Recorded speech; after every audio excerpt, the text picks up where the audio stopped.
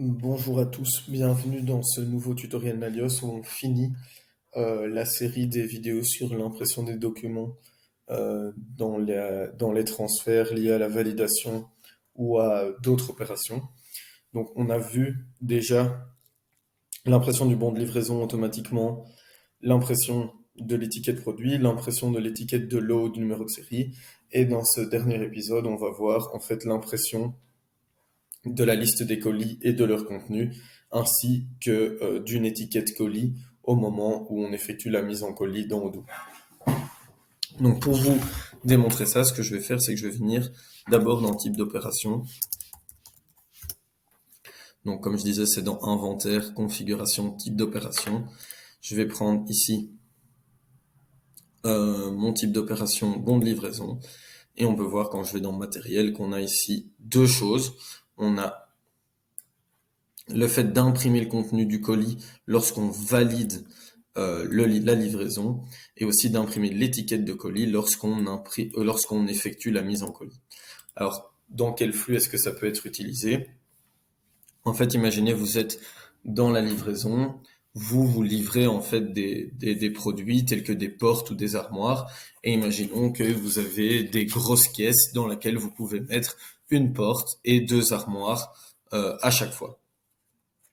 Dans ce cas-là, vous allez vouloir mettre en colis pour dire, OK, dans tel colis, j'ai ces deux portes-là avec ces numéros de série de là ou là euh, dans ce colis-là, etc. Donc il y a deux. Et ensuite, à un moment d'effectuer la livraison, vous allez vouloir pouvoir montrer dans un document dans quel colis il y a quel élément et quels sont les numéros de série qui sont dans quel colis. Donc en fait, il y a deux opérations. Il y a au moment de la mise en colis, on va générer un colis avec une étiquette de colis.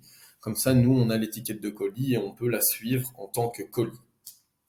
Ensuite, quand on effectue la livraison, on veut avoir le détail de ce qu'il y a dans chaque colis. Donc, au moment de la validation de la livraison, on va avoir le contenu du colis qui va être imprimé automatiquement. Hop. Pour vous montrer ça, je vais aller dans les ventes et je vais effectuer une vente, du coup, à DecoAddict. Imaginons que je vends, du coup, mon armoire sur mesure métrique pour une quantité de 6 et des portes peintes pour une quantité de 3.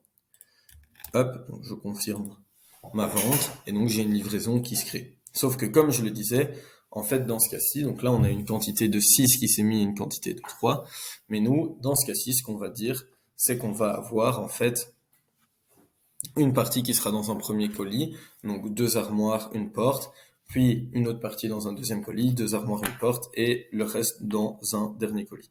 Donc ce qu'on va faire ici, c'est que la première chose qu'on va faire, c'est qu'on va venir dire, ok, moi je prends mon e-learning flow et j'en mets deux pour l'instant, donc quantité de 2, et ici même chose, je vais en garder que 1. Et là, hop, pardon, hop, ici, une quantité de 1, j'enregistre. Là, j'ai la possibilité, en fait, de venir faire une mise en colis en cliquant sur ce bouton. Donc, si je fais une mise en colis, comme ceci, hop, ça m'a imprimé le code barre de mon colis. Et je peux venir voir que j'ai un colis qui est le pack 0002. Hop, si je rentre ici, on va voir que du coup, mes deux premières quantités se sont mis dans le pack 02. Même chose pour ici mon serial number Nalios 1.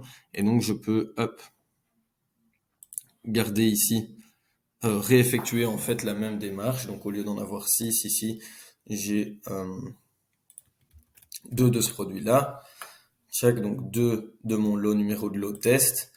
Et ici, j'ai encore une valeur de SN002. Qu'est-ce que je dis? C'est que je, à nouveau, pardon, ici il y a eu peut-être un petit problème, que je vais refaire. Je vais prendre mon numéro de lot test, une quantité de 2, j'enregistre. Donc j'ai bien une quantité de 4 et une quantité de 2, parce que j'ai déjà fait un colis et je vais faire mon deuxième, je vais mettre de nouveau en colis. Qu'est-ce qui se passe? J'ai de nouveau un code barre de colis qui s'est imprimé, qui est donc mon pack 003, qui est mon deuxième colis que j'ai effectué. Et donc si je retourne, donc j'ai bien mon colis pack 0002 que j'ai collé sur ma première boîte avec deux armoires, une porte. mon deuxième colis que je vais coller sur une boîte avec 2 armoires, une porte. Et donc, ce qu'on peut voir ici, quand on ouvre, c'est qu'on a donc une quantité de 2 dans le pack 002, une quantité de 2 dans le pack 003. Ça me prend les 2 dernières quantités pour être faites.